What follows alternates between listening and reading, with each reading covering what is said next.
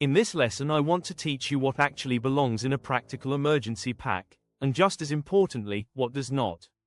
The goal is a pack you will actually use, not an overloaded bag that sits in a cupboard and becomes useless because it is too heavy to carry or too complicated to navigate under pressure.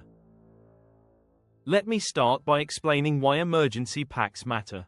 In many situations, a house fire, a flood, a power outage that requires you to leave home, or a car breakdown in a remote area, you may need access to essential items quickly and without the time to search for them.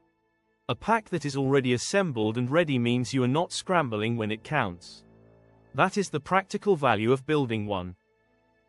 There are two types of pack worth thinking about. The first is a home pack. The second is a car pack.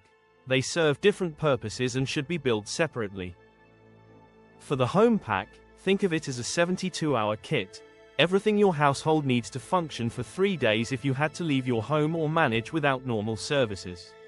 The core items are water, at least 1 liter per person per day, and some compact, non-perishable food your family will actually eat. Add to that a basic first aid kit, copies of important documents in a waterproof sleeve, a torch with spare batteries or a hand-cranked torch, a phone charger or power bank, a small amount of cash, any essential medications, and a basic change of clothes for each person. That is the foundation. For the car pack, the focus is slightly different. You are preparing for a breakdown or a situation where you are stuck on the road.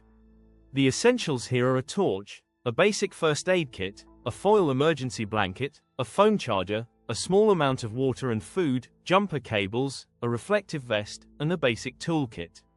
A written list of important contact numbers is also worth including, because in an emergency, a dead phone leaves you without access to your contacts app.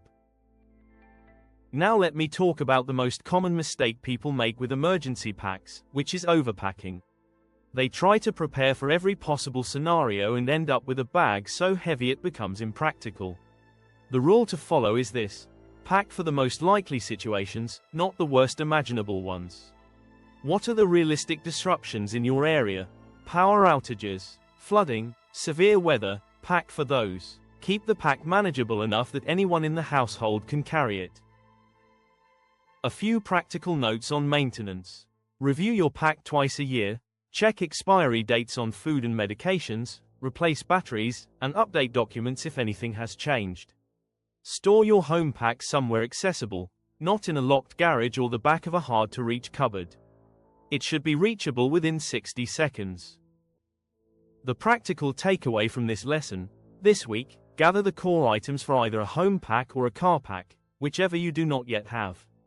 You do not need to build both immediately. Start with one, get it organized and stored, and then build the second. A simple, well-organized pack that exists is worth far more than a perfect pack that is still in planning. Get the free off-grid living guide. Link in bio.